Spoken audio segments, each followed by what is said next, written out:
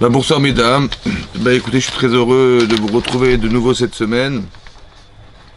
Remercie Madame Félida qui organise voilà, ce séminaire pour évidemment l'Ilou Nishmat Rav David, Rav Dr Eliaou Ben Gracia Echaim, et ainsi que le Rav Agaon, Rav Mesod Ben Esther Hamou. Voilà, on espère que ces livrets Torah leur apporteront une achat dans le Gan Eden et que ça soit un mérite pour Madame Félida et toute la famille Bezat Hashem. Alors on va traiter un sujet qui se trouve dans la paracha Tazria et aussi dans la paracha de Metzora, puisqu'elles sont jumelées cette semaine, ces parachiotes. C'est marqué Vaïdaber Hachem el Moshe les morts. A dit Hachem à Moshe en disant Daber el Ben Israël, parle aux enfants d'Israël les morts en leur disant Isha ki Tazria vialda Zachar. Donc une femme qui fécondera et qui enfantera un garçon. Vetamea Shivat Yamim. On dit que lorsqu'elle accouchera, elle sera impure Shivat Yamim pendant 7 jours. Kime Nidota Nidota Titma. Comme elle était Nida avant son accouchement. Ou Bayam Hashemini. Et le 8e jour, Imol Bessaronato. Donc le 8e jour, on fera la circoncision de ce garçon. Ou Shloshim Yom. Ou Shloshet Yamim. Une autre halakha, une autre loi, c'est que pendant 33 jours, Teshev Bidmet Tahora. Elle devra s'asseoir, s'installer dans ses sangs de tar, dans ses sangs de pureté. Bechol Kodesh Lotiga, par contre, elle ne pourra pas toucher à tout ce qui est sanctifié. Ve'el Amigdash Lotavo, elle ne pourra pas non plus rentrer au Bet Amigdash. Ad Milat Yemet Tahora, jusqu'à ce qu'elle ait rempli ses jours de tar, c'est-à-dire les 33 jours. Donc ça veut dire qu'elle aura 7 jours de Toum'a d'impureté après son accouchement, lorsque c'est un garçon, et 33 jours de Metaora, où ce sont des lois particulières où elle ne pourra pas rentrer dans le Bet Amigdash, autant qu'elle ne pourra pas toucher à tout ce qui est Ekdesh. Vim Nekevat Eled, à la différence que si elle accouche d'une fille, Vetamea Shuvuraim. Là, c'est pas 7 jours, mais 14 jours. Kenidata, comme elle était Nida, Veshishimia, Veshet Yamim, et 66 jours, Yamim Teshev Ad Metaora. Elle devra donc, les mêmes lois qu'on a pour le garçon, là c'est juste doublé. C'est 66, donc ça fait 14 plus 66, ça fait 80. Ou Bimlot Yemetaora, donc elle aura ce qu'elle aura rempli ses jours. Les veines ou les battes, pour un garçon ou pour une fille, Tavi Keves. Elle apportera un mouton, Ben Shnato âgé d'1 an. Les Ola en sacrifice de Ola qu'elle sacrifiera en holocauste. Ou Ben Yona, ou le fils d'une colombe au tord, ou d'une tourterelle, les Khatat, en corban de faute, El Petach Oel Moed. À la porte du Oel Moed, elle a Kohen vers le Kohen. Veikrivo l'ifne Hashem, donc le Kohen sacrifiera cet animal l'ifne Hashem devant Hashem, Veichiper Alea, et ça expira sur elle. Et Vetahara, Mimekor Damia, elle sera purifiée de la source de son sang. Zot Torah Taviyedet, voici la loi de la femme qui accouche, la Zachar ou la Nekeva. Ça va? Voilà ce qui est marqué. Bon, alors évidemment, on a beaucoup de questions à se poser. D'abord, la première question, c'est qu'une femme est nida, disons qu'une jeune fille est nida, ou une femme est nida en général, bon, elle a une impureté qui a des lérotes particulières. Maintenant, quand elle accouche d'un bébé, on ne voit pas pourquoi elle serait impure. Comme elle était impure, on peut comprendre que l'impureté de cette femme, en fait, lorsqu'elle aurait dû accoucher d'un bébé et que ça n'a pas fonctionné, parce que vous savez que le sang de la nida, c'est un sang qui est dans l'utérus et qui s'écoule lorsque l'enfant n'est pas fécondé, puisqu'il se greffe dans l'utérus, normalement l'ovule se greffe et il se nourrit de ce sang et après il rentre dans l'utérus et il commence à grandir. Or là, il n'y a pas eu naissance, donc on peut comprendre qu'il y a une forme de deuil, 7 jours, ça veut dire qu'il y a une forme de deuil qu'une femme elle peut avoir, conséquence au fait de ne pas avoir pu féconder. Mais là, elle a eu un enfant. Et là, elle a eu ce bébé. Et donc, elle devrait être dans l'extase de la femme, c'est-à-dire d'être capable de pouvoir engendrer. Et là, manifestement, c'est l'inverse qui se passe. Elle est méa, elle est impure. On ne comprend pas cette impureté. Impureté de quoi? L'impureté de faire le deuil de ce qui aurait pu naître, on comprend. Mais là, elle a eu un bébé, donc il n'y a pas de deuil à avoir. Comment ça se fait qu'elle est méa, elle est impure à ce moment-là?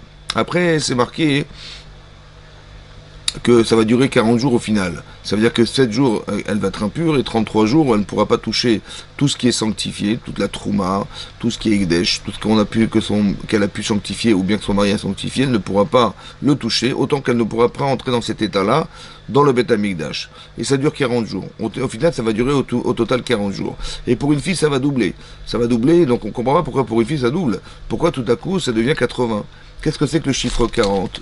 Ouais, et que là, ça double à 80, 2 fois 40. Alors, le chiffre 40, en fait, on retrouve ce chiffre 40 dans le mikvé. Ouais, bizarrement, le mikvé, il mesure 40 CA, c'est-à-dire la mesure de 40 CA qui est environ 250 litres d'eau. Et c'est à peu près la taille qu'il faudrait pour rentrer le rov de son corps dans l'eau, immergé dans l'eau. Mais non, ça c'est les 40 CA. On trouve les 40 ans dans le désert. On trouve les 40 jours qui vont précéder la naissance du bébé. Ouais, c'est aussi 40 jours avant. On détermine si c'est que ce garçon est-ce qu'il va épouser cette fille 40 jours avant. On voit que le déluge a duré 40 jours. On voit que, etc., que Matan Torah, Moshe est resté 40 jours sur le mont Sinaï.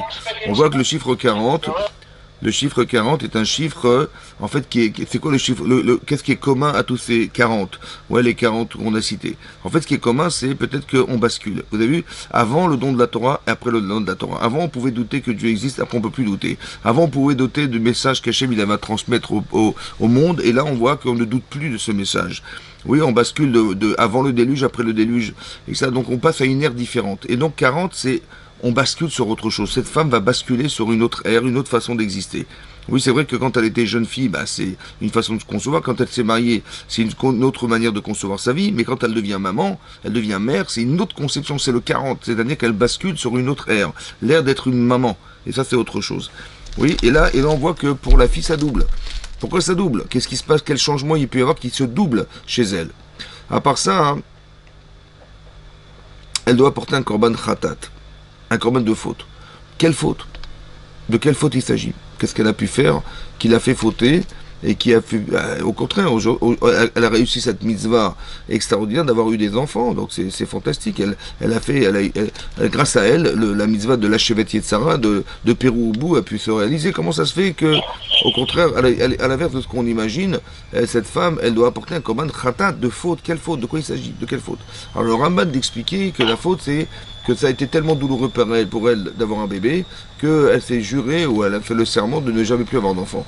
Et là, donc elle a cette faute-là, parce que évidemment qu'elle a fait ça sous le choc, sous le fait de la douleur, et là elle regrette sa faute, et donc elle va apporter ce korban khatat. Mais en fait on peut expliquer peut-être autrement, on va essayer d'expliquer ça autrement. Vous voyez, autrement que, c'est vrai que le sens qui est marqué dans le Rambam existe. Mais en fait on sait que d'origine, le chet, c'est la faute de la femme. Oui, d'origine, la femme, c'est Chava. Et Chava, elle a été tentée par le Nachash. Le Nachash, c'est le serpent, c'est le Yetzer Hara que nous avons tous à l'intérieur de nous, mais qui là se trouve à l'extérieur de soi. Et qu'est-ce que fait le Nachash? Dit Rashi, le fameux serpent. Il n'est pas venu voir Adam Arishon, mais il a été voir la femme. Pourquoi il était voir la femme? Parce que il voulait l'épouser. Et deux, il savait qu'elle était émotionnellement plus sensible et plus facilement influençable. Et donc il a été voir la femme. Qu'est-ce qu'il lui a dit? Il lui a dit, est-ce que vous pouvez manger des arbres du Gan Eden? Elle a dit oui, bien sûr, on peut tout manger. Par contre, on ne peut pas manger de l'arbre du bien et du mal. En fait, Rachid expliquait qu'il a introduit cette question pour qu'elle arrive à dire qu'on ne peut pas manger du fruit de cet arbre. Il dit, mais pourquoi vous pouvez manger? Dieu a interdit, Etzadat, c'est le fruit de la connaissance du bien et du mal. Ce fruit-là, il est exceptionnel, on ne peut pas y toucher. Hachem a dit que si on le touche et on mange, on va mourir. Il dit, mais non, mais tu n'as pas compris. Ce fruit, mais si vous le consommez, vous serez comme Hachem, vous serez capable de construire des mondes, et vous serez capable d'être comme Akadosh Baruch Hu. Donc tu penses bien qu'il vous interdit de le consommer parce qu'il ne veut surtout pas que vous soyez l'égal d'Hachem. Et puis voilà, et si tu le consommes, tu verras que ta vie va changer, tu auras une capacité à comprendre et à voir des choses autrement que comme tu les vois, tu auras la sensibilité que tu n'as pas aujourd'hui, puisque tu es capable de voir le vrai du faux, de sentir le vrai du faux, mais est-ce que tu ressens le vrai? Est-ce que tu ressens le faux? Tu n'as pas cette sensibilité-là. Donc, et si tu consommes ce fruit-là, il dit, mais tu auras une dimension particulièrement élargie, et donc ça sera beaucoup plus intéressant pour toi. Ouais, le bruit.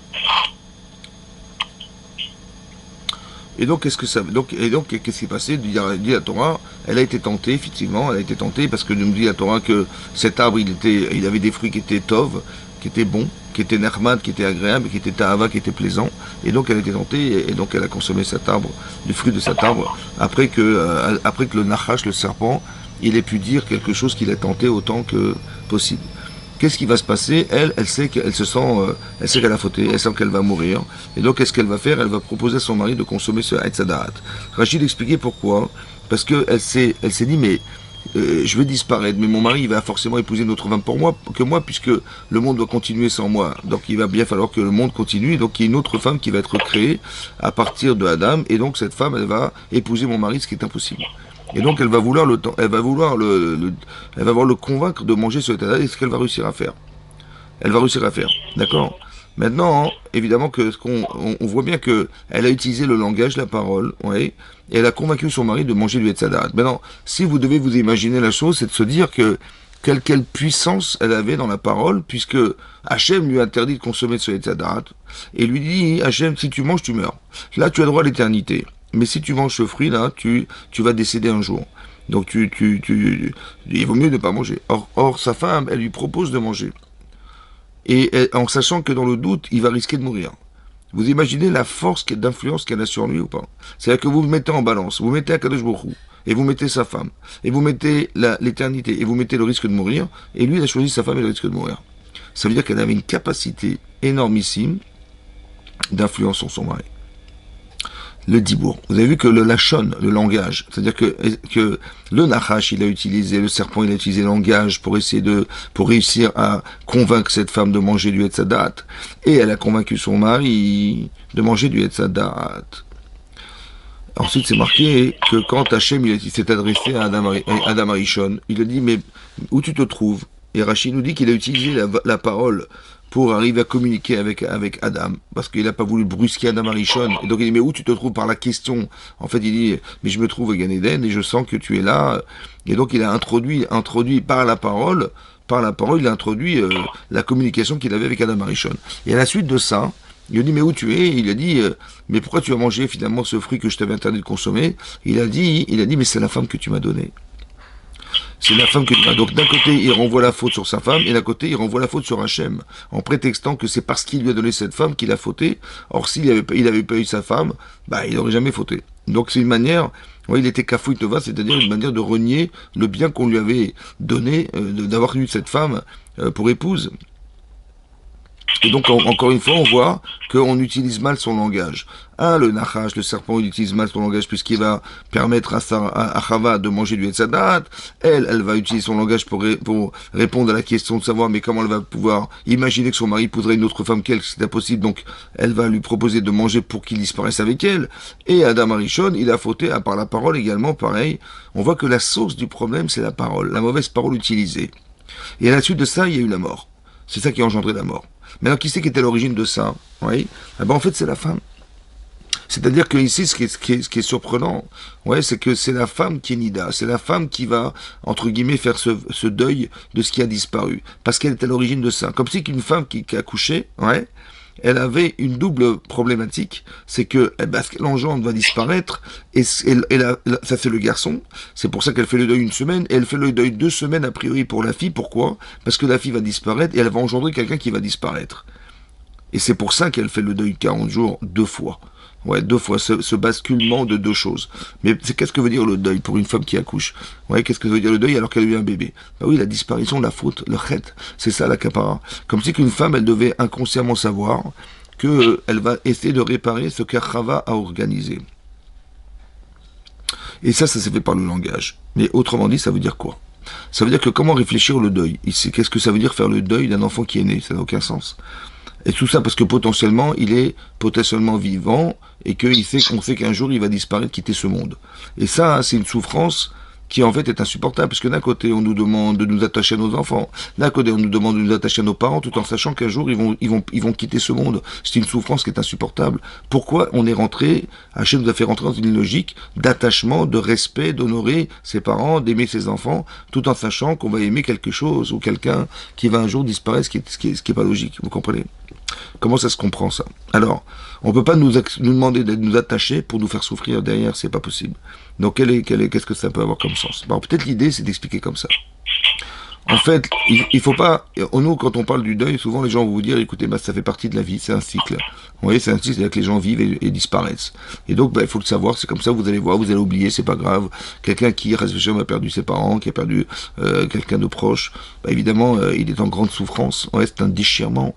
Et donc, on dit, c'est pas grave, tu verras, tu oublieras petit à petit, tu oublieras et puis tout ira bien. En fait, je pense que c'est exactement l'inverse. C'est-à-dire que la souffrance n'est pas logique. Parce que Hachem ne peut pas nous demander d'aimer et d'après de souffrir de ce qu'on aime. C'est pas possible. Donc qu'est-ce que ça veut dire? Ça veut dire qu'en fait, on devrait refuser la mort. C'est-à-dire que la souffrance qui est organisée doit pouvoir nous permettre de dire que c'est ce que je ne voulais pas. Je ne voulais pas que disparaisse, je ne voulais pas souffrir de la mort, de ce qui était un jour un attachement très profond et qui a fait, et maintenant me manque. Alors j'ai expliqué, en fait, l'idée du deuil, c'est d'expliquer que, puisqu'on ne veut plus que meure, alors vous savez ce qu'on va faire? On va essayer de faire des mitzvot, on va essayer de faire teshuva, on va essayer d'éliminer tout ce qui entraîne la mort. Ce qui entraîne la mort, c'est la faute. Alors on va essayer de positiver, on va essayer d'être des gens cohérents, on va être des gens plausibles, on va être des gens qui sont dans la Gdusha, dans la Tara, dans la Sniout, on va essayer d'être des gens qui vont correspondre à ce qui n'a pas été Chava, c'est-à-dire la femme qui a voulu en fait voir à l'extérieur d'elle sans comprendre, sans accepter l'idée que ce qu'elle faisait était à l'encontre de ce qu'Hachem avait proposé au départ. C'était tentant. C'est vrai, mais quand on est tenté par l'extérieur. Or, ce qu'on aurait aimé, c'est que ça soit pas l'extérieur qui soit l'élément essentiel de ma vie, mais l'intériorité de mon existence. Vous avez vu qu'à l'intérieur de nous, il y a une neshama, il y a un discours différent, il y a une façon de cultiver sa vie différemment, il y a de la spiritualité. Et lorsqu'on pense à soi, donc on vit à l'extérieur, donc on a une satisfaction corporelle. Mais lorsqu'on donne, lorsqu'on fait un effort, eh ben tout à coup on a une satisfaction qui n'est pas du tout corporelle, elle est spirituelle. Le résultat d'un travail, le résultat d'un effort, le résultat d'une compréhension. Oui, on a fait des efforts, on a étudié, on a compris des choses. Vous avez écouté un shiur, vous avez vu la résultante d'une réflexion, d'une pensée, mais c'est extraordinaire. Et c'est ça cette satisfaction, c'est ça qu'on va réparer. On va pas, le deuil, c'est de ne pas accepter ce qui meurt. Ça veut dire que il ne faut plus que ça meure. Il faut plus que ça meure. Donc qu'est-ce qu'on va faire pour que ça ne meure plus? Alors il faut éliminer ce fameux Yetzirah. C'est de ça, lui il s'alimente de nos erreurs, il s'alimente de nos lacunes, il s'alimente de nos mauvaises midotes. Voilà, de ça il s'alimente. Alors on va faire un travail de midote. Comme ça, il pourra plus l'utiliser contre nous. On va faire un travail de compréhension, de connaissance. Souvent on sait pas. Ouais, on faute parce qu'on sait pas. Bah, justement, on peut plus dire qu'on sait pas. Et donc, on va essayer de réfléchir, comment on va faire qu'est-ce qu'on va devoir faire, on va réfléchir nos vies dorénavant dans la Torah, pour que justement l'Yitzhara n'ait plus d'emprise sur nous. Et puisqu'il n'aura plus d'emprise, c'est lui qui va disparaître. Il pourra plus se nourrir de soi. Alors il va disparaître. Et c'est comme ça qu'on va éliminer la mort. C'est peut-être ça le travail qu'on doit faire. C'est pour ça qu'une femme, elle se trempe au mikvé. Pourquoi elle se trempe au mikvé? Parce que la femme qu'elle a été, elle ne veut plus y ressembler. Et donc elle va s'immerger dans l'eau. Complètement, que ne respirera plus rien d'elle, et elle aura tout immergé, même un petit cheveu ne doit pas respirer à l'extérieur de l'eau, et comme on n'est pas aquatique, on n'est pas fait pour vivre dans l'eau, alors on va éliminer la personne que nous sommes, et on va sortir de là en étant une autre femme, et cette autre femme avec un autre esprit, avec une autre volonté, avec un autre espoir, un autre objectif. Cet objectif, c'est en vérité d'être une tzadékette. C'est ça qu'on espère, pour ne plus qu'on souffre de ce qui disparaît. Et donc c'est ça ici le deuil. Vous avez compris, le deuil, c'est pas d'accepter la mort, c'est l'inverse, c'est de refuser pour que on ne veuille plus souffrir de ce phénomène. Et vous voyez qu'au départ, à l'origine, tout a été pensé au départ à cause de quoi? Qu'est-ce qui est à l'origine de tout ça? L'origine, c'est le dibour. On a mal utilisé la parole. Voilà, on a écouté le serpent, Chava a essayé de convaincre son mari par la parole, elle a réussi, et on voit que Adam Arishon, il a renié le bienfait qu'il a eu cette femme par la parole aussi, et donc ce qu'on voudrait, c'est inverser les choses, ne pas faire pour soi, ne pas refuser d'eux, oui, mais de faire l'inverse, c'est-à-dire d'être positif, de donner envie, d'encourager par la parole, de donner de la force par la parole. Et aussi, pareil, de se repentir par la parole. Parce que vous savez que quand on fait le vidouille à Kippour, on ne pense pas le vidouille. On dit pas, oui, je pense que j'ai fauté, j'ose pas dire que j'ai fauté, mais je pense, c'est plus facile. Non, on ne doit pas penser, on doit dire. On doit dire, voilà ce que j'ai fait, j'accepte d'être un fauteur. J'accepte d'avoir fauté. Et à part ça, j'ai fait ça et ça. Et à part ça, j'ai honte. Et à part ça, je regrette. Voilà tout ce que je dis. Et après ça, à la fin, je dis, finalement, je prends sur moi de ne plus recommencer.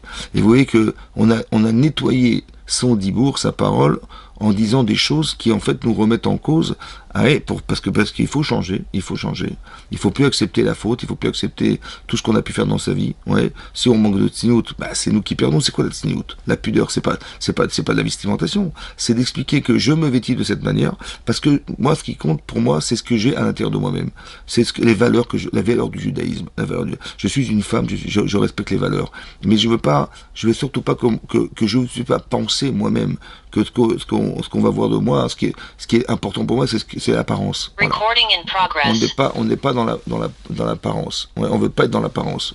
On veut être dans l'intériorité. Kevoda batmener pedima. Le kavod d'une femme se trouve à l'intérieur de soi-même. Le kavod, l'honneur d'une jeune femme juive, elle se trouve à l'intérieur de sa maison. Ça veut dire qu'on vit des valeurs intérieures et pas des valeurs extérieures. Oui, c'est vrai que le corps cache la neshama. Mais c'est vrai que ce qu'on voit en apparence, c'est son corps. Mais ce que je veux surtout mettre en valeur, c'est ce que j'ai au fond de moi-même qui est éternel, c'est ma neshama. Et c'est cette neshama qui fait de moi une femme valorisante et pas ce que j'apparais à l'extérieur. Donc je ne veux pas réfléchir comme ça. Vous avez compris que Chaval était attirée par cet arbre à l'extérieur. Elle a vu son mari qui allait épouser une autre femme qu'elle à l'extérieur. Adam Arishon, il a été tenté parce que aussi pareil à l'extérieur. Il a renié le bienfait parce que à l'extérieur de lui, il a compris que ça ne lui portait que du préjudice. Et donc il a voulu se défendre. Ouais, il a pas voulu. Il aurait dû dire, ben j'avoue, oui, c'est vrai, j'ai fauté. Je vais pas renier le fait que c'est moi. Même si c'est ma femme qui a provoqué, j'aurais pas dû accepter. Et or, il a accepté, vous comprenez. Donc il aurait dû se soumettre à l'idée que c'est de sa faute. Eh ben non, c'est pas ça qu'il a fait. Il a accusé Hachem en disant, mais c'est la femme que tu m'as donnée. Encore une fois, à l'extérieur de soi. Non, accepte à l'intérieur de toi-même que si tu as fauté, la seule manière de t'en sortir, c'est comme ça que ça va se passer. Si tu as des taches sur tes vêtements, tu les laves, tes vêtements. Tu dis pas, non, j'ai pas de faute, j'ai pas de machin, c'est pas de ma faute, c'est à cause de la sauce tomate que j'ai mangée. Mais non, tu dis, c'est moi, j'ai mal mangé, c'est tout. J'ai pas fait attention, j'aurais dû faire attention, je me suis sali. Mais c'est comme ça, on accepte. Parce que il faut arrêter de mentir, il faut arrêter de se cacher. Donc on va vivre une vie sincère, une vie intègre, une vie de vérité. Et c'est cette vie de vérité qu'on recherche. On va pas utiliser son langage au service du moi extérieur, mais au service du moi intérieur. Je reconnais que j'ai fait des erreurs. Je fais mon vidouille. Et je n'utilise pas mon dibour pour défendre la valeur extérieure que je représente, le parti corporel qui se défend d'avoir fauté. Non, ça c'est fini, il faut arrêter. C'est ça que la Torah voulait nous dire. Et c'est ça le parallèle qui va exister avec le Metzora. Qu'est-ce que c'est que le Metzora? Vous avez vu que ces parachutes, elles se suivent. Il y a la femme Isha et Tazria, et dans la même paracha, on parle du Metzora, et on s'allonge dans la paracha qui va suivre, sur le Metzora. Qu'est-ce que c'est que le Metzora? J'ai d'expliquer, dans la paracha de Metzora, oui, il dit, Zot Torah ta Metzora, voici la loi de la personne qui est Metzora, c'est-à-dire qui est lépreuse. Mais bon, cette lèpre, en fait, on sait que c'est pas une maladie. Ici, c'est pas la maladie de la... On traduit ça comme la lèpre, mais c'est pas la lèpre, c'est une maladie spirituelle. Oui, on voit que la chair, elle se décompose. Au départ, la lèpre, les taches se trouvent dans sa maison. Après, et s'il n'a pas fait teshuva, alors elles vont se trouver sur ses vêtements. Et s'il n'a toujours pas fait teshuva, sur sa barbe. Et s'il n'a pas fait teshuva, sur sa peau. On voit là-bas que Baït, ça commence par un bête.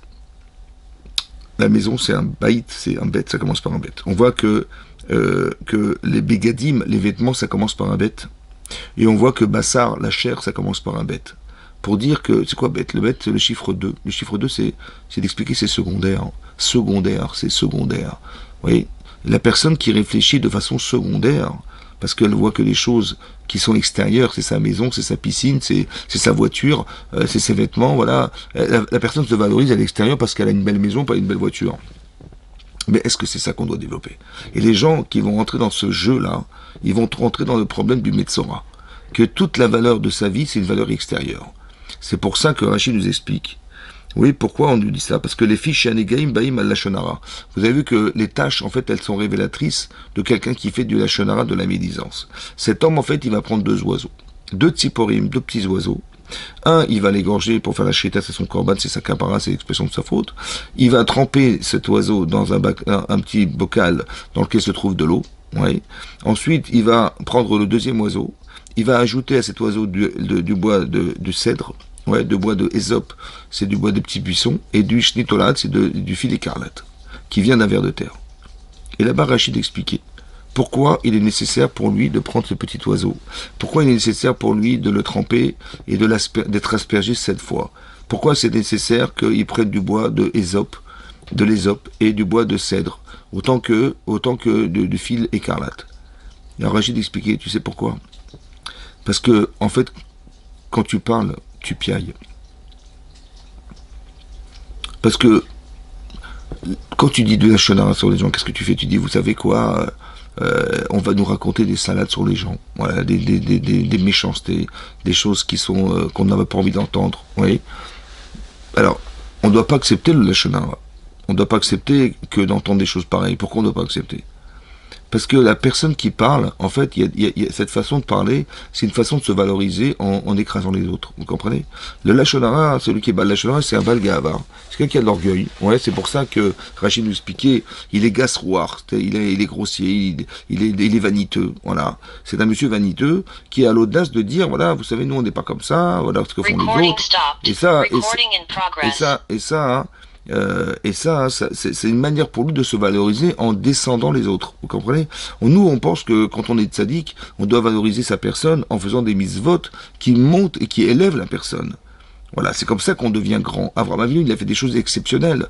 Ouais. Mais là, il y a des gens qui pensent qu'ils sont grands en écrasant ceux qui sont petits, ou ceux qui font des erreurs qu'eux ne feront jamais. C'est une autre manière de fonctionner.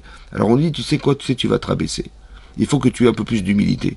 Regarde ce petit arbuste, le bois de Ésope, c'est un petit arbuste. Regarde ce fil écarlate, il est issu d'un petit ver de terre. Si tu pouvais un peu rabaisser ton orgueil. Et là, tu verrais que c'est honteux ce que tu fais. Pourquoi c'est honteux? C'est honteux, c'est simple. Parce que si tu penses que tu as de la valeur, il faut que tu définisses pourquoi. Si c'est une valeur intérieure, parce que tu as une neshama, parce que tu as une faculté à parler, parce que tu as une faculté à penser, ce qui est exceptionnel. Parce que personne ne pense dans la nature.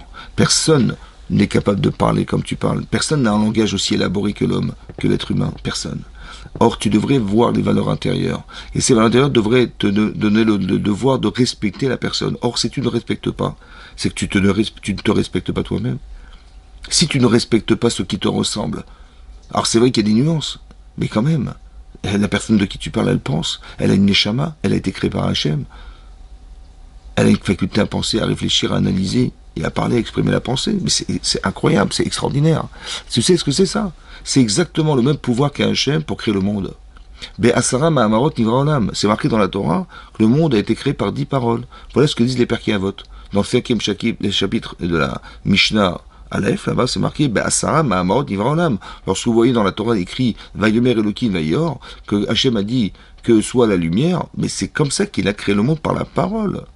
Or, nous aussi, on a une faculté à parler. C'est en ça qu'on est Betselem Elohim, on est à l'image d'Hachem. Parce que lui aussi pense, lui aussi analyse, lui aussi parle. Et cette faculté de parler, c'est comme ça qu'on crée des choses. Les liens se créent par la parole. Oui, vous arrivez à concevoir par la parole. Vous devez vous entendre dire, Shema Israël, écoute Israël, Hachem Elokeinu, Hachem Echad. Et ça, les Hashmi al-Oznaï, ils vont entendre que, et tu t'entends dire. Et c'est comme ça que tu construis la pensée et les émotions. Il faut s'entendre dire. Et donc c'est important de comprendre que la parole est fondamentale. C'est ça qu'on devrait respecter. Or, lui, qu'est-ce que fait le Baal Lashon Hara? Le Baal Lashon Hara, c'est celui qui va désacraliser sa parole, qui va dénigrer, en fait, l'autre par l'objet qui est le plus sacré de l'homme. Et c'est ça qui est grave. Pourquoi il doit avoir des tâches? Pourquoi les tâches? Pourquoi il est marqué dans la Torah ici, par Hachem Metzora, que Badan Yosef Frous la Machadeh, on doit l'isoler cet homme, il doit sortir de tous les camps. Le Kohen, c'est le Kohen qui va essayer de le sauver, de quelle manière? En voyant la taille de sa tâche. Tant que le Kohen n'a pas vu, il n'est pas impur. Mais dès qu'il a vu, il est impur. Et la seule manière de se retrouver pur, c'est de faire teshuva. Et lorsque la tâche diminuera, ouais, elle va arriver à moins d'une taille, d'une fève, ouais, qui est grise. Alors, là, il sera pur, et là, il va rentrer dans la tara de faire teshuva et d'amener ce petit oiseau. Parce que, en fait, au final, il est résumé à quoi? Il s'est résumé à être un petit oiseau. C'est-à-dire que son langage n'a aucun sens. Il n'amènerait à rien. Si déjà tu penses que tu penses, et si tu as l'intelligence de voir des différences chez les gens, et que plutôt que de te moquer d'eux, peut-être que le courage, tu vas avoir le courage d'aller leur parler. Peut-être que tu dois avoir le courage et l'intelligence de savoir comment tu vas leur faire leur faire comprendre qu'il faut changer les choses. Parce que si tu te moques des gens, ça veut dire qu'ils ont fait des erreurs. Et toi, ça te fait rire. Ouais, ça te fait rire, ça te fait rigoler, et tu aimes bien raconter ça aux autres. Pourquoi faire? Pour te valoriser. Alors peut-être qu'il faudrait faire autre chose. Que dorénavant, je vais arrêter de me valoriser de ce que je raconte des autres. Peut-être que je vais essayer de faire autre chose. Et quand vous demandez à ces gens-là d'aller parler aux gens sur lesquels ils se moquent, ils vous diront souvent, écoutez, attendez, comment vous voulez que je fasse? Mais je sais pas quoi lui dire, moi. Ah, si tu sais pas quoi lui dire, alors tais-toi.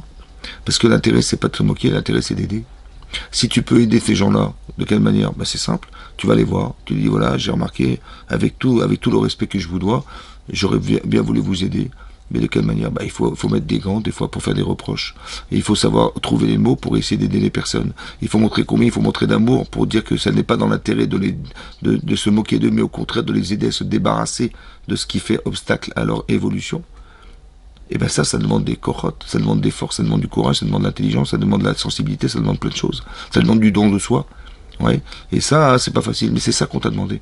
On t'a pas demandé de raconter du lachonara. On t'a pas demandé d'utiliser un langage négatif, comme celui du serpent, mais d'utiliser un langage positif, comme cette femme qui va faire tes chouvas, comme cet homme qui va faire tes chouvas. D'utiliser son langage, de faire du vidouille, de reconnaître qu'au final, tu peux aider par la parole, tu peux connecter les gens par la parole, plutôt que de communiquer avec eux, plutôt que de vouloir les détruire par la parole. Ici, le Metzora, il est spécial. Donc, il a des tâches sur lui, et on remarque qu'il doit sortir des camps. Ouais. De tous les camps, tous les 3 camps. La seule personne impure dans la Torah qui sort de tous les camps, c'est le Metzora.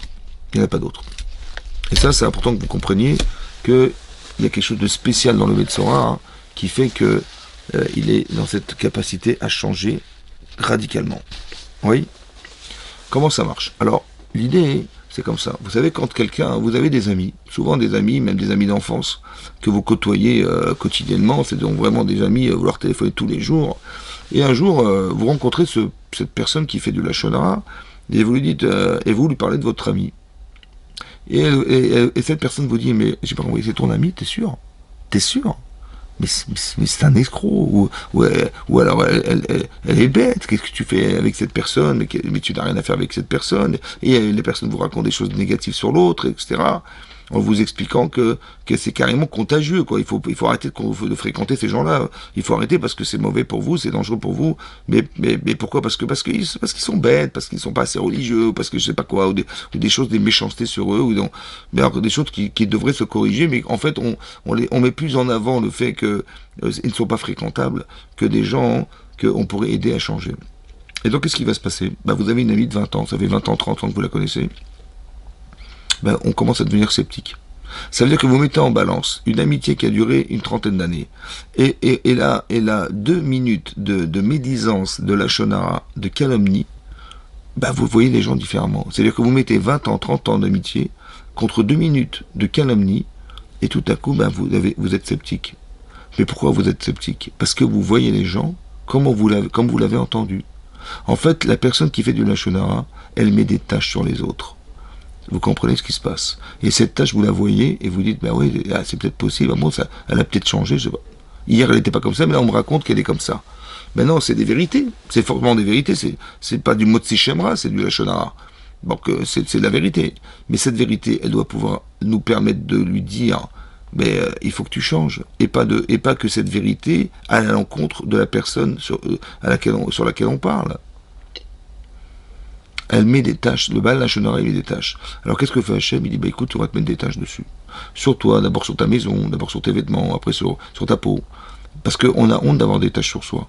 Mais pourquoi tu as honte d'avoir des tâches sur toi? J'ai honte parce que j'ai pas envie qu'on les voit. Ah, t'as pas envie qu'on les voit, alors pourquoi tu les donnes? Pourquoi tu les mets sur les autres? Pourquoi quand tu parles, tu mets des tâches sur les gens? Puisque tu ne supportes pas qu'on t'en mette, alors n'en mets pas sur les autres. Vous avez compris ce que ça veut dire? Ça veut dire que la personne n'a pas forcément conscience qu'elle entache la vie des gens. Alors peut-être que la tâche sur soi, ça lui permet d'avoir conscience qu'une tâche, ça ne va pas se voir. Et ça ne se raconte pas. J'ai pas envie qu'on raconte que j'ai des tâches sur moi. Alors il faut pas aussi que j'en mette sur les autres et que je puisse raconter que j'en ai vu sur les autres. Vous avez compris? C'est pour ça que le Baal Lachonara, il a des tâches. À part ça, il est Yoshev Badatrous Lamachane. On doit le mettre en dehors du camp, c'est-à-dire de l'isoler. Pourquoi on doit isoler un Metzora? D'abord pour qu'il réfléchisse. Parce que quand on est seul face à soi-même, ben on réfléchit, on dit est-ce que j'ai bien fait? Voilà. Et d'un autre côté, le fait de souffrir de la solitude, ça permet aussi de croire on va arrêter de parler des gens et de les rendre solitaires. Parce que quand on dit du mal des gens, au final, qu'est-ce qui va se passer? Bah, c'est des gens qu'on verra plus. C'est des gens qu'on va surtout pas fréquenter. Et c'est des gens qui vont se retrouver seuls. Alors qu'en vérité, ils auraient dû être accompagnés. Au contraire. Et donc, ça veut dire que la personne qui fait du Lachon Hara, elle ne souffre pas de rendre solitaires les autres, de marginaliser les gens. Alors on va lui dire, tu sais pourquoi tu ressens pas ça? Parce que tu n'as jamais été seul. Parce que tu ne sais pas ce que ça veut dire souffrir d'être seul. Alors on va te remettre seul. Et en espérant que maintenant que tu as souffert d'être seul, tu vas pas non plus rendre seul les autres en disant du Lachon Hara sur eux. Et donc vous avez compris que en fait tout ça c'est des thérapies en fait. La Torah elle nous amène des solutions. D'amener des oiseaux, et ben, c'est la thérapie de celui qui croit qu'il est un grand homme ou une grande femme. Il s'avère que elle est résumée être un petit oiseau qui piaille toute la journée. Donc c'est pour ça qu'on lui dit écoute arrête d'être un petit oiseau. Il dit quoi on m'a pris pour un oiseau? Oui oui tu es un oiseau. Je suis désolé le fait que tu utilises ton langage comme ça, c'est des petits oiseaux. Ton langage n'a aucune richesse exploitante pour essayer de faire de toi un être humain. Alors tu piailles, c'est des petits sifflements, voilà ce qu'on entend. Moi je veux plus entendre des sifflements. Et j'aurais aimé que tu sois plus valorisé et que tu ne sois pas capable d'être un petit oiseau, alors tu vas être méchapé ravon comme ça. La rifoua chez les mains, c'est quoi la rifoua d'Irachi? Il va y trapper, il va se soigner, il va se rendre compte qu'en fait il est orgueilleux, qu'est la source du Lachon Hara, c'est pas le discours qui compte, c'est l'orgueil qui compte. C'est parce que tu es orgueilleux que tu parles comme ça. Alors on va essayer de te rabaisser, tu vas essayer d'avoir un peu plus d'humilité. L'humilité va te permettre de laisser échapper ta neshama, de voir qu'au fond de ton corps il y a qu'autre chose que le moi qui veut se montrer, qui veut faire croire, etc. Et c'est ça qu'on aurait rêvé que tu sois. Pas la personne qui vit à l'extérieur. Pas que j'utilise ma neshama, qui est mon énergie, au service de mon corps. Mais peut-être l'inverse. Que ton corps soit au service de ta neshama. Et ça, c'est différent. Le discours va être différent.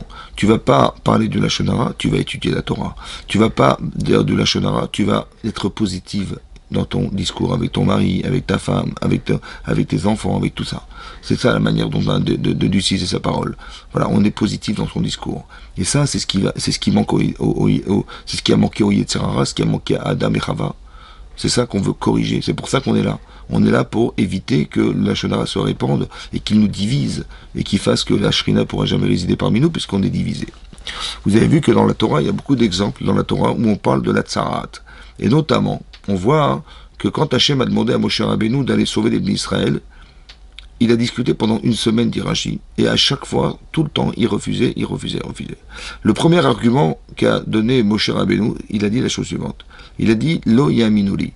Ils ne me croiront pas. Les Bnei Israël ne sont pas dans l'état de me comprendre, ou de m'accepter, ou de croire en moi. Voilà. Et donc, ils ne me croiront pas. Alors Hachem, il a dit, bah écoute, c'est simple, tu vas faire des signes, et de ces signes, ils te croiront. Ah bon? Quel signe? Bah c'est simple, le premier, tu vas prendre ton bâton, et tu vas le jeter par terre, par terre. Et en le jetant par terre, ce serpent, c'est devenu un serpent. Et là, il a eu peur, il s'est reculé, il a dit, récupère ton bâton, ton bâton par ce serpent, et attrape-le par la queue, et hop, quand il l'a saisi, par la queue, il est redevenu un bâton. Bon, après, il dit, mets ta main dans ta poitrine. Et en mettant sa main dans sa poitrine, ouais, elle est devenue lépreuse. Ouais. Et c'est là qu'il a vu la lèpre. La lèpre. Pourquoi le serpent et pourquoi la lèpre? Pourquoi le serpent a la langue fendue? Elle est fourchée. Pourquoi? Parce que la langue, en vérité, c'est la langue du serpent. Le serpent, c'est le bal Lachon Hara. Il a dit, tu sais ce qu'il a dit à Moshe Rabbeinu? Il dit, tu sais quoi? Tu as fait du Lachon Hara sur mes enfants. Parce que mes enfants sont ma'aminim, des ma'aminim. Ce langage, il est négatif. Parce que mes enfants sont croyants, fils de croyants. Et donc je t'interdis de parler de mes enfants comme ça. Et c'est ça, la tsarat. C'est pour ça qu'il a mis la main dans sa poitrine et qu'elle est devenue lépreuse. C'est pour ça que, en fait, il a dû prendre son bâton qui est devenu un serpent. Parce que le serpent, c'est le fameux serpent originel, qui est le serpent du lachage de Adam Arishon et Chava. Celui qui a fait faire du Lachon Hara, ouais, à sa femme, et qui a dit du Lachon Hara sur Hachem, en prétextant qu'on pouvait consommer cet arbre, alors qu'en vérité c'était interdit. Vous avez compris? Un langage qui nous amène à fauter. C'est un langage rare, un mauvais langage. Et donc on retrouve cette Tsaraat ici. On retrouve la Tsaraat aussi chez Myriam, que Myriam, lorsqu'elle a entendu sa belle-sœur, qui était Tzipora, lui dire, lorsqu'elle a entendu que Eldad ou Médad, ils prophétisaient dans le camp, elle a dit, bah, je plains leurs femmes. Il dit, pourquoi tu plains leurs femmes? Et je plains leurs femmes, elle raconte ça à sa belle-sœur qui était Myriam, elle dit, bah écoute, depuis qu'on a eu Matan Torah, mon mari s'est séparé de moi. Ah bon, il s'est séparé de toi, mais sous prétexte de quoi? Bah, sous prétexte de prophétie, voilà, il est prophète, il sépare. Donc, j'imagine que les femmes de ces gens là-bas, de ces deux prophètes-là, eh ben, ils vont quitter leur femme, c'est pareil. Il dit, mais depuis quand? Arbe Moshe dit, ben Hachem, tu crois que Hachem il parle qu'à Moshe, mais il parle aussi à nous? Et moi, il m'a jamais dit de me séparer de mon mari, et il a jamais dit à Aaron non plus que j'ai interrogé de séparer de sa femme. Et donc, elle a dit du mal, Lachon Hara. Elle a utilisé du mal de son frère, en pensant lui sauver sa vie de couple, parce qu'elle s'est dit, comment mon frère il a pu se séparer de sa femme sous prétexte de prophétie, on se sépare pas de sa femme quand on est prophète. Et donc elle a essayé de sauver son frère. Et malgré tout, elle est devenue Metzorat Kachaleg. Et donc elle a dû avoir cette lèpre pendant une semaine. Pareil, sa peau a été touchée, oui, pareil, elle a vu des taches, et donc elle a été touchée. Maintenant, pourquoi elle a voulu sauver son frère? Et regardez le Yetzirah de Myriam, en quoi il est subtil son Yetzirah. Elle a pensé bien faire. Et quand même, elle a fait du Lachon Hara. Ça, c'est le Yetzirah des Tzadikim. Comment ça marche? En fait, on peut expliquer en disant que un jour, son père, il s'est aussi séparé de sa femme. Lorsque Paro a décrété que les garçons qui allaient naître allaient être jetés dans le Nil, Amram, quand il a eu cette information, il a dit à sa femme, écoute, on va se séparer. Il a dit parce que si tu tombes enceinte, et que dans le doute c'est un garçon, j'aurais l'impression d'être un criminel, parce que cet enfant va être obligé de le jeter au Nil. Et ça, je ne supporterai jamais. Autant que je ne supporterai jamais que tu puisses tomber enceinte, et que tu vas porter ce bébé de 9 mois, et que dans le doute, ce soit un garçon, et que tu sois obligé de voir cet enfant jeté au Nil, c'est humainement impossible. Et donc, je préfère qu'on divorce, et que on n'ait pas d'enfant. Et puisqu'Amram a été possèque la lacha, il a tranché la lacha qu'il fallait divorcer, dit l'Agma dans Sota, que tout le monde a divorcé. Et à la suite de ça, Myriam arrive. Et elle dit à son père, tu sais papa, hein, tu fais pire que Pharaon. Il dit pourquoi? Il dit parce que Pharaon, il a décrété que les garçons mourraient. Les garçons seraient jetés au Nil, mais les filles, elles vivraient. Or, toi, en te privant d'avoir des enfants, tu prives les filles de vivre. Et même si le garçon doit mourir jeté au Nil, mais il va aller au Gan Eden. Et le Gan Eden, c'est l'espoir qu'on a tous de retrouver le Gan Eden. Et ben ça, tu vas priver cet enfant d'arriver au Gan Eden. Parce qu'en n'ayant pas d'enfant, ce garçon n'ira jamais au Gan Eden. Ça veut dire que tu fais pire que Paro. Un, que tu prives les filles de vivre, et deux, que tu empêches les garçons d'aller au Gan Eden. Et à la suite de ça, Amram, il va épouser sa femme. Vaikar Ish Bebet Lévi et Bat Lévi. Vaikar Ish, il a épousé un homme de Lévi, une fille de Lévi. Et il s'agissait de Amram qui réépouse sa femme, Yochebed.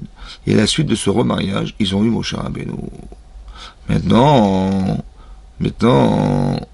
Myriam, quand elle voit Moshe Rabbeinu, elle dit, mais s'il est là, d'abord je l'avais prophétisé. S'il est là, c'est parce que j'ai permis à maman de pouvoir l'allaiter.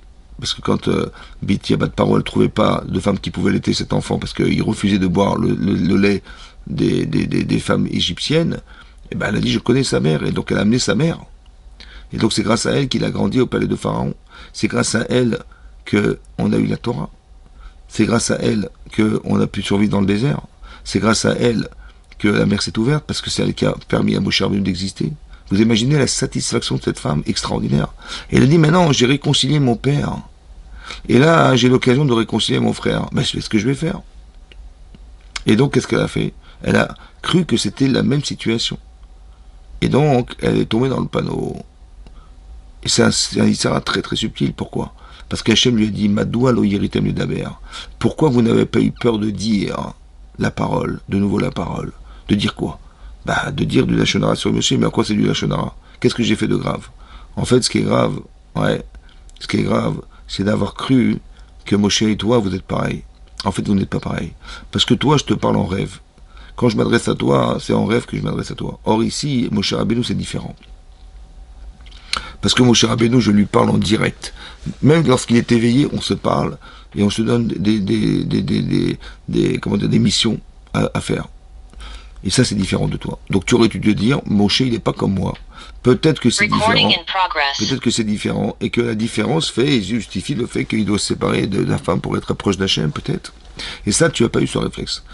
Deuxièmement, Avdi Moshe, mon serviteur Moshe Rabbeinu. Mon serviteur Moshe Rabbeinu, ça veut dire que là, sur le plan de la logique, tu aurais dû te dire que si Moshe Rabbeinu avait eu tort de se séparer de sa femme, c'est une faute en soi. Donc jamais Hachem, il aurait dû continuer à lui parler. Or, il est resté mon serviteur. Donc ça veut dire que tu t'es même pas rendu compte qu'en disant en pensant que Moshe avait eu tort de se séparer de sa femme, mais tu remettais en cause Hachem. Parce que tu penses que malgré tout, malgré la faute, quoi, Hachem va lui parler. Non. Or, tu vois que ça aurait dû t'éveiller. La question aurait dû se poser chez toi. Tu aurais dû avoir peur de dire, parce que de te dire, mais comment j'ai pu croire que Moshe il avait fauté, ouais, puisque Hachem continue à lui parler. Donc c'est forcément qu'il y a autre chose. Tu as compris? Il y a forcément autre chose. Et c'est ça que tu aurais dû voir. Et c'est ça qui aurait dû. Mais vous avez vu la subtilité de la kavana qu'avait eu Myriam et la subtilité du lié de Sarara qui lui a fait croire que la situation est identique, la satisfaction d'avoir fait une mitzvah qui l'amène à avoir fait une avera. Vous avez compris? Tout ça par le langage, le lashon hara. Voilà. C'est pour ça qu'il faut faire attention, de bien faire attention à son langage, de bien réfléchir avant de parler. Parce que j'utilise quelque chose qui vient d'où en fait? C'est ça qu'il faut comprendre. L'origine de la parole. D'où vient la parole? C'est marqué dans la Torah, dans la parasha de Bereshit. Vayetzer Elokim et Adam. Hachem a fabriqué Adam. Afar mina Adama, à partir de la poussière de la terre. Vaipar be'apav, il a insufflé dans ses narines, Roi Chaim, un souffle de vie. Vaïl et Nefesh Raya, il est devenu un être vivant. Évidemment, c'est-à-dire que la vitalité, elle vient de sa neshama, et son corps arrive à se mouvoir grâce à sa neshama. Nefesh Raya, un être vivant. C'est comme ça qu'on aurait traduit un être vivant, un être qui est capable de se déplacer, il est vivant. En fait, le Targum Onkelos, il explique autrement. C'est pas une traduction, c'est une explication du texte. Il dit Nefesh Raya, il traduit Ruach Memalela, le souffle de la parole. Ça veut dire que être vivant, c'est d'avoir la faculté à parler. C'est ça vivre. Nefesh Raya, un être vivant, d'où je vois qu'il est vivant, parce que la Neshama a permis à cet être-là de parler. Comment ça marche? Hachem, il a fusionné, il a mis une Neshama dans un morceau de viande. Et la fusion des deux êtres, qui est un être animal et un être spirituel, et la fusion des deux permet la parole. Ça veut dire que le corps, par les cordes vocales et par le souffle, est capable d'émettre des pensées qui viennent de sa neshama. Vous avez compris? Vous allez exprimer ce que vous pensez grâce au fait qu'on a conjugué et fusionné deux entités antinomiques, qui est le corps et la neshama. Donc si vous parlez, c'est que vous avez une neshama. C'est ça qu'on doit valoriser. C'est ça le Ruach Memalela, le fameux souffle de vie. Le souffle de vie, c'est-à-dire qu'on va communiquer par la parole. On va exprimer des choses par la parole. Imaginez-vous, vous rencontrez quelqu'un dans la rue. Ouais. Et vous vous adressez à lui, vous lui dites bonjour, comment vas-tu? Et la personne, elle ne vous regarde même pas. Elle vous ignore. C'est vexant. Mais pourquoi c'est vexant? Elle vous a rien dit. Le fait qu'elle n'ait pas parlé, des fois le silence c'est pire que les mots. C'est-à-dire que le silence, le fait d'avoir rien dit, c'est de dire, mais si elle ne me parle pas, c'est que je n'existe pas. Mais pourquoi? Tu existes, t'es là, voilà. Non, parce que vous savez pourquoi c'est comme ça? Parce que profondément, l'existence, le respect de soi, il vient de sa neshama. Le kavod, il vient d'un neshama. C'est parce que je veux être respecté, parce que j'ai une neshama. Ah, tu ne me parles pas, tu n'utilises pas la parole qui vient de ta neshama pour me parler, ça veut dire que tu considères que j'en ai pas de neshama. Alors tu m'as humilié. Vous avez compris? Ça veut dire qu'on doit faire attention que la parole, c'est une manière de respecter les gens. Quand vous parlez à des gens, vous les faites vivre. Quand vous ne leur parlez pas, vous les ignorez. Aussi, quand vous ne parlez pas, c'est que vous êtes consentante. Parce qu'on dit qu'il ne dit mot consent. Ça veut dire que si j'ai rien dit, c'est que j'accepte. Vous voyez que le silence aussi a un sens. Mais la parole, elle est explicative. Il faut qu'on soit capable de s'expliquer. Il faut avoir trouvé les mots. C'est ça qui est important. Et des fois, on utilise mal les mots. Des fois, on est brutal. On n'utilise pas, on met pas des gants quand on parle. Et pour dire des vérités, des fois. Mais des fois, on le dit en les criant. On le dit en s'énervant. Vous avez compris? On le dit méchamment. Mais ça donne pas envie d'entendre. Quand quelqu'un fait un reproche à quelqu'un d'autre, c'est une mitzvah. Mais la mitzvah, c'est pas de dire la vérité. Je dis, mais si, voilà, je lui dis ce que je pensais de lui, voilà, mon mari, il est comme ça, comme ça, comme ça, je lui dis en pleine figure, et comme ça, ou je dis à ma femme, voilà, il y en a, ça se suffit, tu es comme ça, il faut que tu changes et tout. Ouais, je lui ai dit, en fait, je lui ai dit ce qu'il était de mal. Je lui ai pas trouvé des solutions. Je lui ai dit ce qu'il était de mal. Je lui ai dit, mais change, tu voilà ce que tu fais, voilà ce que ça va pas, il faut que tu changes. J'ai compris, mais j'aurais préféré que tu me dises ce qui était la solution à mon problème, plutôt de me rappeler ce que j'étais de mal.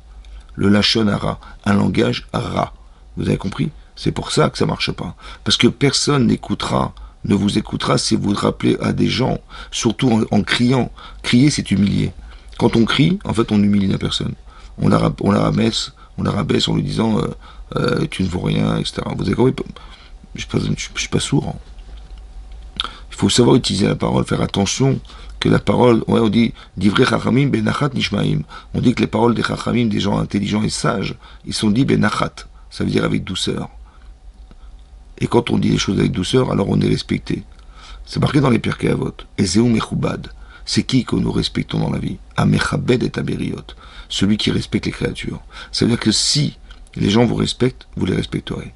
Mais les gens qui ne vous respectent pas, vous ne les respecterez jamais. C'est pour ça. Mais d'où ça vient? Pourquoi je ne suis pas respecté? Parce qu'on m'en a parlé. Vous avez vu comment Yosef, il a raconté ses rêves? Il a dit, j'ai rêvé, vous étiez des gerbes. Des quoi? Des gerbes. Mais fanées, hein, fanées. Ouais. Ah d'accord. Fanées et quoi? Ben, elles étaient pliées devant moi. Et moi, j'étais debout. C'est vexant. Il a dit, vous étiez des étoiles. Et ma mère, elle était la lune et mon père le soleil. Et il se prosternaient devant moi. Quoi, tu es plus grand que papa, plus grand que maman, tu es plus grand que Yehuda. Qu'on est des gerbes, t'as pas honte et tout. Il dit, bah, c'est ce que j'ai rêvé, je vous raconte mes rêves. Vous avez compris? On a l'impression qu'il met pas des gants. Peut-être que c'est vrai ce qu'il a rêvé, c'est sûrement vrai. Hein. Mais il y a une façon de dire la vérité. Vous comprenez ce que je veux dire? Et la forme est fondamentale. Et nous, on néglige la forme. Ça veut dire que le Baal Lachon Hara, il est que dans la forme. Pour lui, mais il n'est pas dans la forme pour les autres. Il met pas de gants pour les autres. Il va dire du mal des autres. Ouais. Alors qu'en fait, c'est des créatures qui ont été créées par Hachem, c'est honteux. Comment tu oses parler comme ça? Par contre, ce que tu aurais dû faire, c'est d'aller lui parler à lui. Moi, de me raconter des choses sur les autres, inintéressant. Là, tu piailles, là, tu sifflotes. Ça n'a pas de sens. Ça n'a aucun sens. Tu te rabaisses à être un petit oiseau. Et moi, je veux pas. Je considère que tu n'es pas un petit oiseau. Alors, qu'est-ce qu'il aurait fallu que tu sois pour que tu sois un être humain? Il aurait fallu que tu aies de l'empathie. Il aurait fallu que tu te dises, bah, si ça avait été moi, qu'est-ce que j'aurais aimé qu'on me dise? Bah, j'aurais aimé qu'on m'aide. J'aurais aimé, si tu vois des carences chez les gens, bah, la moindre des choses, c'est de les aider. De quelle manière? Bah, les aider en trouvant des solutions à leurs problèmes personnels. Et les solutions, bah, quand tu dis il faut faire tes chouvas, peut-être le problème il est extérieur, peut-être il est intérieur. Et souvent les avérotes qu'on fait, elles sont pas véhiculées par des actes simples. Il y a des problèmes de midot, il y a des problèmes de mauvaise compréhension, ouais, de problèmes de logique. Alors, si tu es intelligent, tu es un peu psychologue, alors tu dois expliquer aux gens que la source de leurs problèmes, il n'est pas dans ce qu'ils font, mais dans ce qu'ils sont. Et si tu as des mauvaises midotes, bah, tu vas forcément faire des erreurs qui sont liées à tes mauvaises midotes. C'est comme ça. Donc il faut corriger la personne, il faut l'aider. Et donc il faut savoir parler aux gens, il faut savoir mettre des gants, il faut savoir montrer que tu le fais par intérêt pour eux, pas pour toi. Que quand tu dis un reproche, c'est pas pour les punir, ni pour te venger, c'est pour les aider. Et souvent le problème, c'est qu'on sait pas, c'est très difficile de faire une tochacha, de faire un reproche. Parce que quand on va dire du mal de quelqu'un, parce qu'on voit qu'il y a du mal, il rate des choses dans sa vie. Alors, des fois, ça nous agace. Alors, on va s'énerver. Et des fois, on veut lui dire la vérité, mais on sait pas que des fois, la vérité vexe. Alors, il faut savoir dire comment dire. Ah, il faut réfléchir. Alors, comment ça se réfléchit? C'est intéressant. Hein. Peut-être que c'est ça le pshat, d'aimer son prochain comme soi-même. Il faut aimer son prochain comme on s'aime soi-même. Ça veut dire quoi? Comment on peut aimer les autres comme soi-même? Comment on peut s'aimer et aimer les autres comme on s'aime soi-même? C'est quasiment impossible. Peut-être l'idée c'est comme ça. En fait, je sais ce que j'aime pas. J'aimerais pas qu'on me gronde. J'aimerais pas qu'on m'humilie. J'aimerais pas qu'on me dise des vérités sans m'expliquer le sens profond de ce que ça veut dire pour moi. Voilà, ça j'aime pas. Alors qu'est-ce que t'aimes? Ben, j'aime qu'on me respecte, j'aime qu'on me parle gentiment, j'aime que si j'ai fait d'erreurs, ben, on ait la gentillesse de m'expliquer avec le respect qui se doit comment je pourrais changer en mieux. Voilà, c'est ça que j'aurais aimé. Alors si c'est ça que tu aimes, alors c'est ça que tu vas faire. Tu vas faire comme tu aurais aimé qu'on te dise. Tu vas faire et tu vas agir et tu vas penser comme tu aurais aimé qu'on pense pour toi. Comme pour toi-même. Qu'est-ce que tu aurais aimé pour toi? Ben, j'aurais aimé qu'on me parle autrement. Ben, alors parle comme tu aurais aimé qu'on te parle. Ne sois pas méchante, ne sois pas méchant, ne sois pas vulgaire. Parce que si tu es vulgaire, tu vas humilier les gens. Tu vas exactement dire comme tu aurais aimé qu'on te dise. Voilà. Ben, j'aurais aimé qu'on me parle comme ça. Alors c'est comme ça que tu vas parler. Tu dis, mais c'est difficile. Mais c'est comme ça. Tu vas le faire comme toi-même. Tu vas aimer les autres comme tu t'aimes toi-même. C'est-à-dire comme tu aurais aimé qu'on te fasse toi-même. Et ben, c'est exactement comme ça que tu vas faire pour les autres. Tu aurais aimé qu'on te gronde. Tu aurais aimé qu'on te traite de je sais pas quoi. Tu aurais aimé qu'on t'humilie devant tout le monde. Tu aurais aimé... Non, j'aurais... Alors pourquoi tu... Alors... Et par contre, tu aurais bien aimé que quoi? Ben, j'aurais aimé qu'on me prenne à part, qu'on communique des choses intéressantes, qu'on m'explique mes erreurs et comment je peux corriger ma vie. Voilà, c'est ça que j'aurais aimé. Ben, c'est ça que tu vas faire. Plutôt que de faire de la shonara, d'utiliser ta parole pour détruire ce qu'Hachem a construit un jour, à détruire ce qu'Hachem a réalisé. C'est dommage. C'est pas ça qu'on t'a demandé. Et ça, c'est pourquoi faire? Pour te valoriser? Aucun sens. Ça n'a pas d'objectif de Torah. C'est pas de la Torah, ça. C'est pas ça la Torah. La Torah, c'est ça. Et c'est pour ça que le Baal Lachon il est excommunié. Parce que c'est pas une punition. C'est qu'il souffre pas de rendre solitaire les autres. Alors il faut le rendre solitaire lui-même. Pour qu'il ait la sensibilité, qu'il demande la conscience de ce qu'il entraîne. Ben, pour avoir cette conscience, il y a des gens qui ne sont pas réactifs à la souffrance. Ben, c'est parce qu'ils n'ont jamais souffert. C'est comme ça. Donc des fois, Hachem crée cette petite souffrance pour qu'on soit sensible au manque des autres. Et c'est comme ça qu'on va pouvoir réagir un jour. Ben, c'est pareil. Si monsieur il est capable, ou madame est capable de faire du lachonara, c'est qu'elle ne souffre pas d'avoir des tâches, puisqu'elle en met sur les autres. Elle ne souffre pas de rendre solitaire les autres, puisqu'elle n'a jamais été solitaire. Alors on va la rendre solitaire. Et cette solitude-là, elle va être une souffrance qui va être positive en soi, parce que ça va lui permettre d'avoir conscience de ce qu'elle provoque chez les autres. Et c'est ça la thérapie. C'est ça ce que propose la Torah. Et donc c'est pour ça qu'il faut faire attention, il faut être positif, il faut être souriante, il faut toujours être avenante, il faut montrer combien on est au service des autres, voilà, un petit peu comme les Havot. On a des Havot extraordinaires, on a Avraham, Yitzhak, Yaakov, Sarah, Rivka, on a tous ces Havot, tous les exemples de la Torah, on les étudie justement pour essayer de ressembler à ça, parce que c'est ça Hachem. C'est à travers les Havot qu'on retrouve les Midot d'Akadosh Baruch Hu.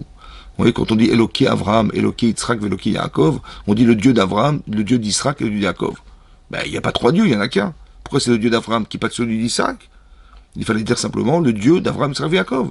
Eloké Avraham, Israël et Yaakov. Pourquoi on dit le Dieu d'Avraham et le Dieu d'Israël? Mais non, il n'y a pas trois dieux, il n'y en a qu'un. Pourquoi on n'a pas mis en facteur commun Hachem? En fait, vous savez pourquoi? Parce que c'est grâce à Avraham qu'on a compris Hachem. Quel Avraham? L'Avraham du Chesed.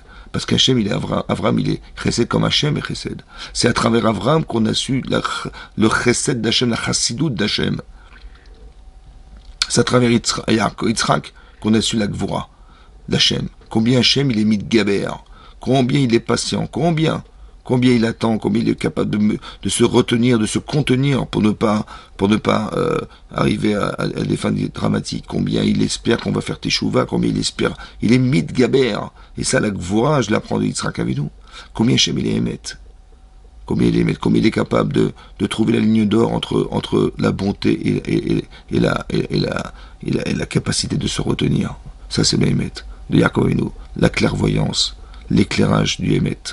Ben, c'est ça. Et c'est grâce à Yaakov qu'on l'a su. La Torah, c'est Yaakov Avinu, vous avez compris. Et ben, c'est ça qu'on apprend. Eloké Avraham, Yitzhak et Yaakov. Ça veut dire qu'on devrait s'inspirer de nos avot. On devrait étudier la Torah pour apprendre les bonnes midotes. Et c'est comme ça qu'on va être positive. Et c'est comme ça qu'on va pouvoir transmettre des valeurs sûres. Et c'est comme ça qu'on va engendrer des enfants cachés. Et c'est comme ça qu'on va pouvoir aider les autres. Quand je vois des gens qui ont des problèmes, ouais, qui sont des balais à vérote, ouais, et ben, je vais pas prier pour qu'ils meurent. Ouais, parce qu'ils nous dérangent. Je vais prier pour qu'ils fassent teshuva. C'est ça qui est marqué. L'Agma a dit là-bas, elle dit dans Talit, elle dit l'Agma dans Brachot, pardon, elle dit que un jour Abimir, il avait des problèmes avec ses voisins. Mais des vrais Réchaïm qui arrêtaient pas de lui faire des tsarot, des souffrances, de se moquer de lui, que des souffrances. Et il en avait marre, il priait pour qu'il meure. Et sa femme, elle lui dit, mais pourquoi tu pries ça comme ça? Il dit, parce que c'est des Rishaim, il faut qu'ils meurent, ces gens-là. Et elle a dit, mais, et Marco, Itamu Chataim Minaretz, disparaîtront les fautes de la terre.